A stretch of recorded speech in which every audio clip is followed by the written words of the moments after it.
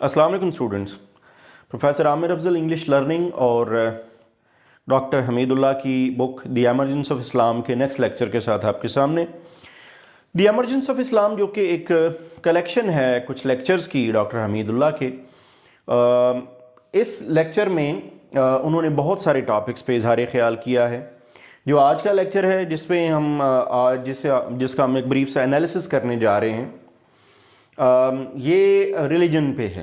इससे पहले हम हिस्ट्री ऑफ कुरान देख चुके हैं, हिस्ट्री ऑफ हदीस, हिस्ट्री ऑफ इस्लामिक ज्यूरिस्प्रूडेंस देख चुके हैं, और इसी से मिलते जुलते टॉपिक आज जो हम करने जा रहे हैं ये थोड़ा सा बेसिक नेचर का है। रिलीजन, मज़हब की अकायद, बिलीव्स, उन पे है।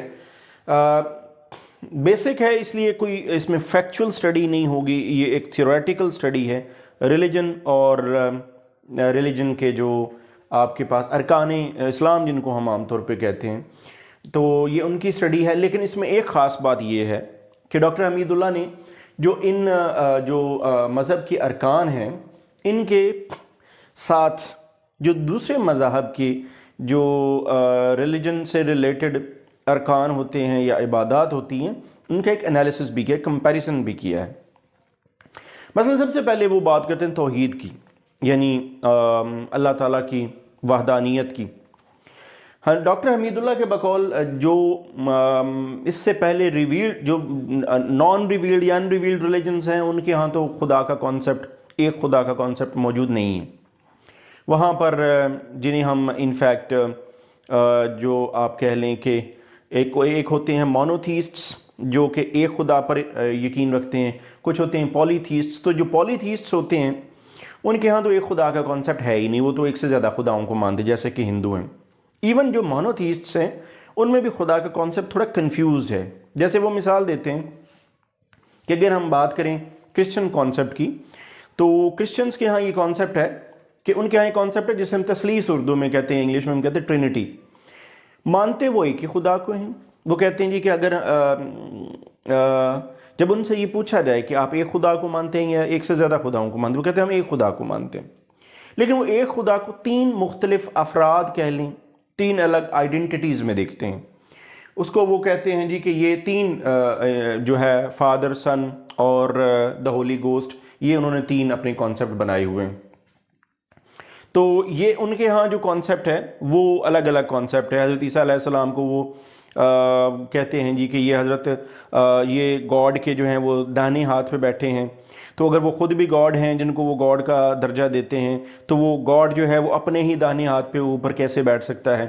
तो इससे मिलता जुलता इनका कॉन्सेप्ट है, जिसके अंदर एक तसलीस है, जिसके अंदर खुदा के तीन हिस्से उन्होंने किए हुए हैं खुदा के कॉन्सेप्ट के। तो उन्होंने इनफैक्ट वो जो अथॉरिटी है वो तीन हिस्सों में डिवाइड की गई है। तो इस तरह से तौहीद का कॉन्सेप्ट किसी एक हद तक तो मौजूद है, लेकिन एक मुकम्मल फॉर्म में नहीं है। ज़ोरोस्ट्रियन निज़म जो है, ज़ोरोस्टर जो थे, ज़रतुश्त जिनको कहते हैं, इनके यहाँ दो तरह के खुदाओं का कॉन्सेप्ट है। नेकी का खुदा और है, बदी का खुदा और है। उनके बकौल जो नेकी का उनसे पूछें तो कभी वो कहते हैं जी कि नेकी जो है वो गालिब आ जाती है, कभी बुराई गालिब आ जाती है। जब नेकी गालिब आती है तो उसका मतलब है कि नेकी का खुदा गालिब आता है। जब बदी गालिब आती है तो उसका मतलब है बदी का खुदा जो है वो ओवरवेलमिंग पोजीशन में होता है। तो क्या इस तरह से एक से ज़्यादा खुदा का ये जो कॉन्सेप्ट है ये भी कोई जस्टिफाइएबल नहीं है। एक वक्त में एक खुदा तो जो दूसरी वक्त में दूसरा खुदा, तो इसका मतलब ये कि अगर ये दो खुदा हैं तो दोनों खुदाओं में ताकतवर कौन है। तो ये एक तकरीबन कॉन्ट्राडिक्टरी सिचुएशन पैदा हो जाती है जिसका जवाब नहीं दिया जा सकता। दूसरी तरफ यानी इन रिलीजन्स की निस्बत अगर हम बात करें इस्लाम की, तो इस्लाम का जो कॉन्सेप्ट ऑफ गॉड है वो बड़ा सिंपल, बड़ा सादा और बड़ा स्ट्रेट फॉरवर्ड है।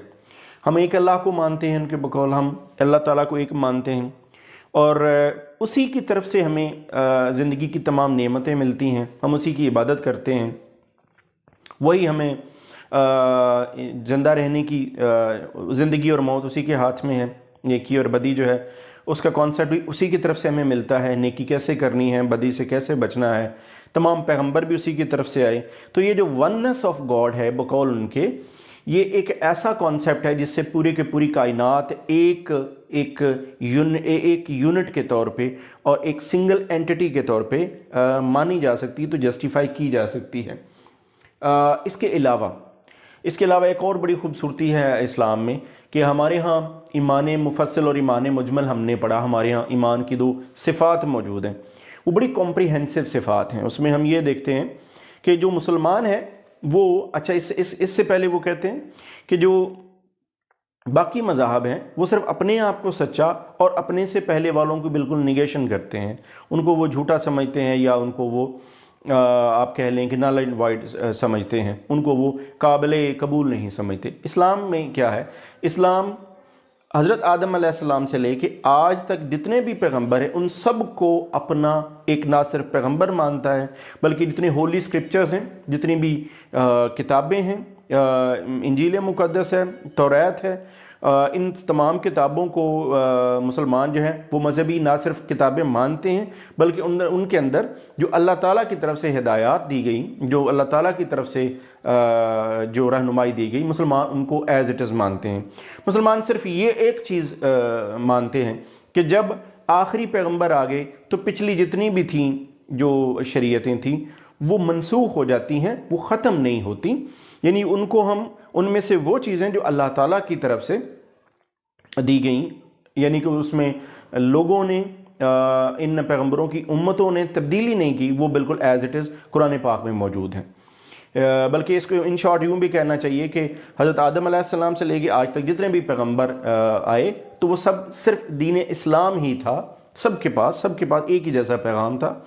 وہ آگے ایک الگ بات ہے کہ جو ہم اس سے پہلے لیکچرز میں ہم دیکھ چکے ہیں کہ تحریف ہوئی اور کتابوں میں تبدیلی آئی اور ان کے جو اتھینٹک سورس ہے وہ اویلیبل نہیں ہے، تو اس لیے اسلام جو ہے یہ بھی ہم نے ہسٹری آف قرآن میں پڑھا تھا کہ اسلام جو ہے وہ عربک لینگویج میں نازل ہوا تھا، تو اللہ تعالیٰ کے کلام کو ایک تا دیر یا تا قیامت اس کو محفوظ رکھنے کا ایک انتظام موجود تھا۔ تو مسلمان تمام پریویس بکس کو بھی مانتے ہیں۔ جو توحید کا کانسیپٹ مسلمانوں میں ہے یا اسلام میں ہے وہ زیادہ کمپریہنسو ہے، سمپل ہے، اسٹریٹ فارورڈ ہے اور پریکٹیکیبل ہے، پہلی چیز۔ اس کے بعد وہ پروفٹ ہوڈ اینڈ ریویلیشن کی بات کرتے ہیں جی، نبوت اور وحی کی۔ اب وحی والا کانسیپٹ جو ہے یہ ذرا تھوڑا سا ٹرکی ہے، تھوڑا سا آپ کہہ لیں مشکل ہے، ٹف کانسیپٹ ہے سمجھنا کہ وحی، اس کے بارے میں بڑی لمبی چوڑی ڈاکٹر حمید اللہ نے اس میں ڈیٹیل بتائی ہیں، میں تھوڑا سا مختصراً بتا دیتا ہوں کہ وحی جو ہے اس کو عام آدمی نہیں سمجھتا، اس کو صرف اس کی جو کنڈیشن ہے، کب نازل ہوتی ہے، کیسے نازل ہوتی ہے، اس کی کیا سٹیٹ آف مائنڈ ہوتی ہے، یہ صرف ایک پیغمبر ہی بتا سکتا ہے جس کے اوپر اللہ تعالیٰ کا جو ہے وہ کلام اترتا ہے۔ اس کے بارے میں مختلف روایات ہیں، حضور پاک صلی اللہ علیہ وسلم کے جو مختلف صحابہ کرام تھے وہ کچھ روایات ہیں جو ان کے اپنے مشاہدات تھے، جو سرکار دو عالم کو دیکھتے تھے، ان کے ساتھ رہتے تھے۔ جب سرکار دو عالم پہ وحی اترتی تھی تو وہ ان کی حالت دیکھتے تھے، تو ان کی حالت اور جو ایک اس کو تھوڑا سا ایگزیجریٹ، میں جو ان کی ایگزیکٹ حالت ہے اس کی طرف بعد میں آتا ہوں۔ ڈاکٹر حمید اللہ نے اس سے پہلے ایک ذکر کیا ہے کہ جی ایک تھے، آپ کہہ لیں کہ اسے ہم آپ کہہ سکتے ہیں کہ ڈاؤٹ کریٹ کرنے والے ایک فلاسفر تھے، اسپینگر ان کا نام تھا۔ وہ کہتے ہیں جی کہ ان کا ایک بڑا عجیب و غریب سائیکولوجک تھا، وہی آرگیومنٹ تھا اباؤٹ وہی۔ وہ کہتے ہیں جب وہی نازل ہوتی ہے تو اس وقت خدا نخواستہ وہ جو ہوتے ہیں جن پہ وہی نازل ہوتی ہے، اللہ کے پیغمبر، ان کے اوپر کوئی مرگی کا جو مرض ہے، وہ اس طرح کی کوئی علامات ظاہر ہو جاتی ہیں، تو وہ کہتے ہیں کہ یہ ان کی طرف سے ایک آپ کہہ لیں کہ ان کی اپنی آبزرویشن تھی یا ان کا خیال ہے۔ وہ کہتے ہیں کہ میں نے جب اس پہ تحقیق کی تو اور جب میں نے تمام اوپینینز اکٹھی کی صحابہ کرام کی تو اس میں زمین آسمان کا فرق ہے۔ اس میں وہ کہتے ہیں کہ اسپینگر کی جو آبزرویشنز ہیں یا جو باتیں ہیں وہ میرے خیال میں حقیقت پر مبنی نہیں ہیں، اور یہ بات ٹھیک ہے۔ سرکار دو عالم پہ جب وحی نازل ہوتی تھی تو ان پہ ایک بہت بوجھ محسوس ہوتا تھا۔ کہا یہ جاتا ہے کہ جب وہ اگر کھڑے ہوتے تھے تو وہ بیٹھ جاتے تھے یا لیٹ جاتے تھے، ایک بار یا کبھی اگر کسی اونٹ یا اونٹنی پہ سوار ہوتے تھے تو وہ اتنا بوجھ ہوتا تھا، اور حضور پاک صلی اللہ علیہ وسلم کا چہرہ مبارک جو تھا وہ سرخ ہو جاتا تھا، پسینہ جو ہے وہ ایک تناؤ کی سی کیفیت ہوتی تھی، پسینہ ان کے چہرے مبارک سے نکلنے لگتا تھا، اور اس کے علاوہ وہ خاموش ہو جاتے تھے، وہ خاموشی کا وقت ہوتا تھا، کنسنٹریشن کا وقت ہوتا تھا۔ حضرت زید بن ثابت سے ایک روایت ہے کہ وہ کہتے ہیں کہ ایک بار حضور پاک صلی اللہ علیہ وسلم میرے ساتھ تھے اور میرے زانوں ان کے زانوں کے ساتھ لگے تھے، تو یا سرکار کا جو زانو تھا وہ میرے زانوں کے اوپر تھا، تو اسی وقت وہی نازل ہوئی، تو اتنا بوجھ تھا کہ میری جو ہے وہ تقریباً چیخیں نہیں نکلیں، اتنا بوجھ محسوس ہوا، ایسے لگا جیسے جو ہے وہ ہڈی ٹوٹ جائے گی۔ تو یہ ایک اللہ تعالیٰ کا کلام تھا، اس کے نازل ہونے کے جبرائیل علیہ السلام لے کے آتے تھے پیغام، اور وہ جو جتنی دیر وہی رہتی تھی اس وقت یہ سرکار کی کنڈیشن رہتی تھی۔ اس میں اور بھی روایات کا ذکر کرتے ہیں، حضرت ابو بکر صدیق رضی اللہ تعالیٰ عنہ کا ذکر کرتے ہیں۔ ایک دو روایت ایسی بھی ہے کہ حضور پاک صلی اللہ علیہ وسلم پہ وہی نازل ہوئی تو یہ شاید حضرت ابو بکر رضی اللہ تعالیٰ عنہ کے گھر میں تھے، تو ان کے چہرے مبارک کو کسی کپڑے سے ڈھانپ دیا گیا، یعنی ان کو ایک آئسولیشن دی گئی تو اس طرح کے ماحول کے لیے۔ لیکن یہ کہ جو کسی اور نے اس طرح کی روایات کی کہ وہ مرگی، اور پھر وہ ڈاکٹر حمید اللہ کے بقول انہوں نے جب یہ تحقیق کی مرگی، تو انہوں نے کہا کہ اس میں تو عجیب و غریب حرکتیں کرتا ہے مریض، وہ ہم سب جانتے ہیں، ہم سب نے اپنی زندگی میں ایسے دیکھے ہیں، مریض بھی دیکھے ہوں گے، تو یہ ایسی اس میں کوئی حقیقت والی بات نہیں ہے۔ تو نبوت اور وہی اللہ کا کلام ہے اور اللہ کی ہدایت کا پیغام ہے، تو وہ جو وحی کی حقیقت ہے وہ صرف حضور پاک صلی اللہ علیہ وسلم یا وہ تمام پیغمبر جن پر وحی نازل ہوتی تو وہی بتا سکتے ہیں اس کو، اس لیے وہ بہت زیادہ وہ کہتے ہیں اس کی ڈیٹیل میں نہیں جاتے۔ جنت اور دوزخ کا کانسیپٹ، ہیون اینڈ ہیل، ہندو اور بدھسٹ کا اپنا نظریہ ہے۔ ہندو کہتے ہیں ان کے ہاں ایک آواگون کا کانسیپٹ ہے، اگر آپ برا کام کریں گے تو آپ اگلے جنم میں جانور بن کے سامنے آئیں گے۔ اسی طرح بدھسٹ میں نباتات، جمادات، یعنی آپ جانور اور پتھر اور درخت بن جائیں گے۔ تو وہ ایک اس کو اگر ہم آپ کہہ لیں کہ ایوولوشنری پروسیس کے تحت بھی دیکھیں تو وہ کوئی ایکسیپٹیبل شکل نہیں بنتی۔ ہندوؤں کے ہاں کانسیپٹ آواگون کا، اگر آپ ٹھیک کرتے ہیں، کام کرتے ہیں تو آپ اگلے جنم میں اوتار بنتے ہیں، اور اگر آپ غلط کام کرتے ہیں تو اگلے جنم میں آپ جانور یا درخت یا پتے یا اس طرح کی چیزیں بنتے ہیں۔ ایک بڑا انہوں نے اس کا پورا ایک کانسیپٹ بتایا ہے۔ مسلمانوں کا جو کانسیپٹ آف ہیون ہے، جنت کا، جزا اور سزا کا کانسیپٹ ہے۔ اگر آپ برا کام کرتے ہیں تو آپ کو سزا کے طور پہ دوزخ میں پھینکا جائے گا، اور اچھے کام کی آپ کو جو ہے وہ جزا ملے گی، جنت ملے گی۔ جنت کی حقیقت کے بارے میں دو کانسیپٹ انہوں نے یہاں بڑی ڈیٹیل میں ڈسکس کیے، ایک جنت کی حقیقت، دوسرا وہ کہتے ہیں جی کہ یہ نیکی اور بدی والا کانسیپٹ۔ ہمیں کیسے پتہ چلے گا کہ جی نیکی، اگر ہم یہ سمجھیں کہ ہمارا اللہ پہ اعتقاد ہے اور اللہ ہی ہمیں نیکی اور بدی دونوں کرنے کی صلاحیت دیتا ہے، تو اگر ہم نیکی کرتے ہیں تو اس کے صلے میں جنت مانگنا، کیونکہ وہ اللہ تعالیٰ کی طرف سے دی ہے تو جنت مانگنا ہمارا حق نہیں بنتا۔ اگر ہم برا کام کرتے ہیں تو اس کا سزا کا کانسیپٹ نہیں ہونا چاہیے، کیونکہ وہ اللہ تعالیٰ کی طرف سے ہے۔ تو اس لیے ڈاکٹر حمید اللہ کہتے ہیں کہ حضور پاک صلی اللہ علیہ وسلم کا اپنا بھی اس بارے میں فرمان ہے کہ آپ اس بحث میں نہ پڑیں، سمپل اتنا ایک عقیدہ ہو کہ ہم نے اللہ کے جو پیغام ہے اس پر عمل کرنا ہے۔ تو اس لیے اس کو بہت زیادہ وہ ڈیٹیل میں ڈسکس کرتے نظر نہیں آتے۔ دوسری بات وہ یہ کہتے ہیں جنت کے بارے میں کہ جنت کے بارے میں یہ اللہ تعالیٰ کا فرمان ہے کہ وہ آپ کی سوچ سے بالا تر چیز ہے، یعنی وہ چیزیں ہم انسانی سوچ جہاں تک جاتی ہے اس سے جنت آگے شروع ہوتی ہے، ہم وہ چیزیں ہمیں وہاں ملیں گی۔ جیسے ہمارے ہاں ایک مذہبی کانسیپٹ ہے، دودھ اور شہد کی نہریں ہوں گی اور پھل ہوں گے، فروٹ ہوں گے، اور یہ زندگی کی ساری آسائشیں ہوں گی اور ایک پرامن ماحول ہوگا۔ تو اس سے بھی آگے کی چیزیں، یعنی وہ انسان مسلمانوں کو یا جو اہل ایمان ہوں گے ان کو جو صلے میں ملے گا تو وہ ہماری سوچ سے ذرا زیادہ ہوگا۔ تو جو یہ والا کانسیپٹ ہے، اس کانسیپٹ کو بھی وہ انہوں نے بہت زیادہ آتھینٹک حد تک ڈسکس نہیں کیا۔ اگر بات کریں عبادت کی، ورشپ کی، تو یہودیوں کا کانسیپٹ، اچھا عبادت کے کانسیپٹ میں بھی اگر آپ دیکھیے تو جو کمپریہنسونیس پائی جاتی ہے وہ مسلمانوں کے ہاں پائی جاتی ہے۔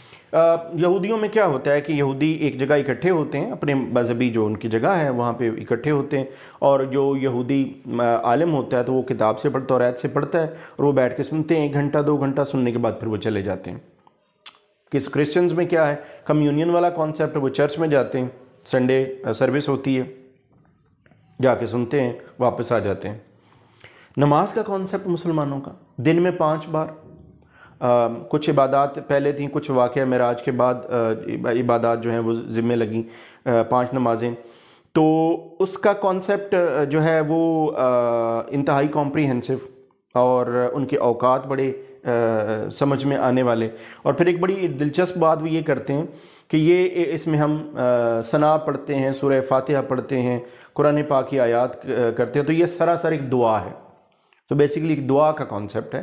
تو یہ آپ رکوع میں، اگر آپ قیام میں ہیں، آپ رکوع میں جاتے ہیں، رکوع سے پھر آپ اتحیات میں جاتے ہیں، آپ سجدے میں جاتے ہیں، تو انہوں نے ایک بڑی انٹرسٹنگ ایک چیز انہوں نے اس سے ریلیٹ کی ہے کہ کھڑا ہونا، یعنی جیسا میں نے ابھی تھوڑی دیر پہلے ذکر کیا کہ انسان کے علاوہ اور جو کائنات میں چیزیں ہیں، جیسے درخت ہیں، یا جیسے آپ جانور ہیں، چوپائے ہیں، یا انسان ہیں، تو کہتے ہیں کہ جب انسان کھڑا ہوتا ہے قیام میں تو وہ درختوں کی طرح ہوتا ہے. رکوع میں جاتا ہے تو وہ ایک اس کی نسبت جو ہے، یا اس کی آپ یوں کہہ لیں کہ سمبولیکلی وہ جانوروں کی وہ کر رہا ہوتا ہے، نمائندگی کر رہا ہوتا ہے.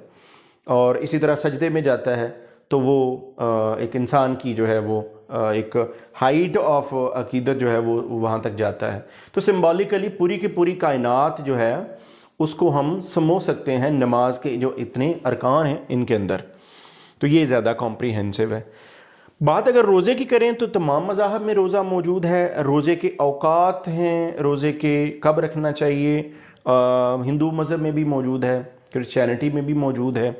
کرسچینٹی میں 360 ڈیز کا ایک موجود ہے، 36 ڈیز کا جو ہے وہ ایک موجود ہے کانسیپٹ روزے کا.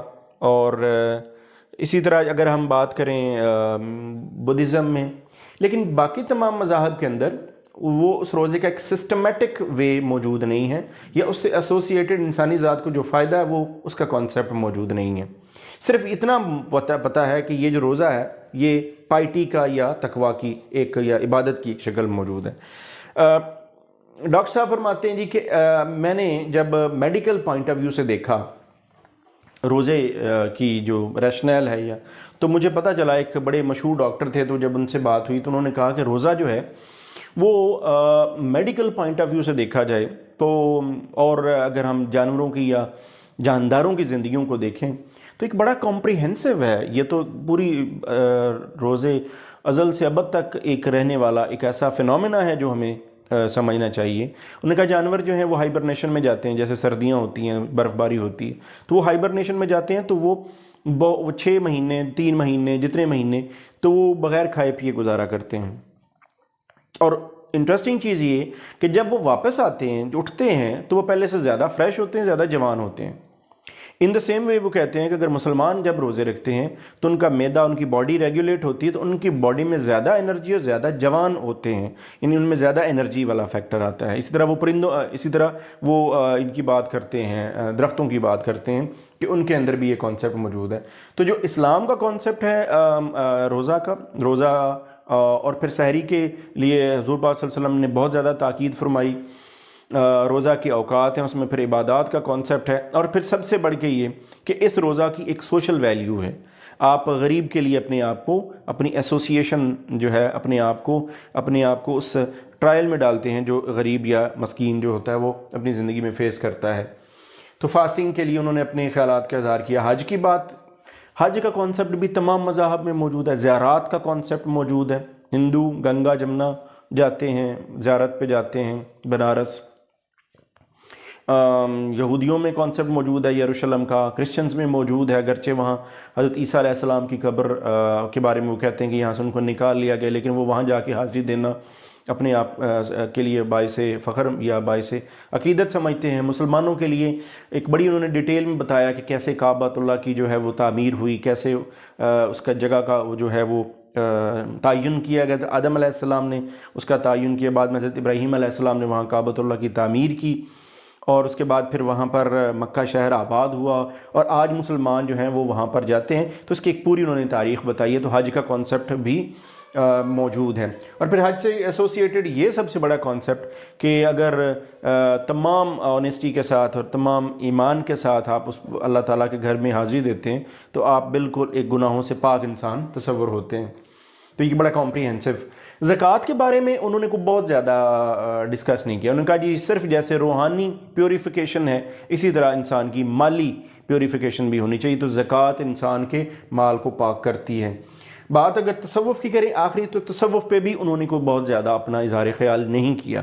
تصوف کے بارے میں وہ کہتے ہیں کہ میں صرف اتنا کہوں گا کہ میرے نزدیک تصوف یہ ہے کہ اللہ تعالیٰ کے احکامات کو مانا جائے, ان پر عمل کیا جائے, لوگوں پر احسان کیا جائے, لوگوں کے ساتھ نیکی کی جائے, لوگوں کا خیال رکھا جائے, اور ذکر اذکار کیا جائے. اس میں پھر وظائف کی, تسبیح کی, تو انہوں نے کہا روایت موجود نہیں ہے, لیکن اللہ تعالیٰ کے اگر جو ذکر ہے اس کو اگر گن لیا جائے تو اس کے لیے کوئی ایسی ممانعت بھی نہیں ہے. جتنی بار آپ پڑھتے ہیں, انہوں نے کچھ تاریخ سے اس کے حوالے بھی دیے ہیں. تو یہ تصوف اور زکوٰۃ کے بارے میں انہوں نے کوئی بہت زیادہ ڈیٹیل میں ڈسکس نہیں کیا. لیکن باقی چیزوں کے بارے میں انہوں نے جو باقی تمام مذاہب کے ساتھ اس کا جو کمپیریزن تھا اسلام کا, وہ انہوں نے بڑی خوبصورتی سے کیا. یہ ایک اوور ویو تھا آپ کے سامنے ایمرجنس آف اسلام میں ریلیجن والا جو ان کا لیکچر ہے, یہ اس کا ایک اوور ویو تھا, یہ اس کی ایک سمری تھی, اس کا ایک انالیسس تھا. نیکسٹ لیکچر کے ساتھ دوبارہ آپ کی خدمت میں حاضر ہوں گا. اس ویڈیو میں صرف اتنا ہی. Thanks for watching.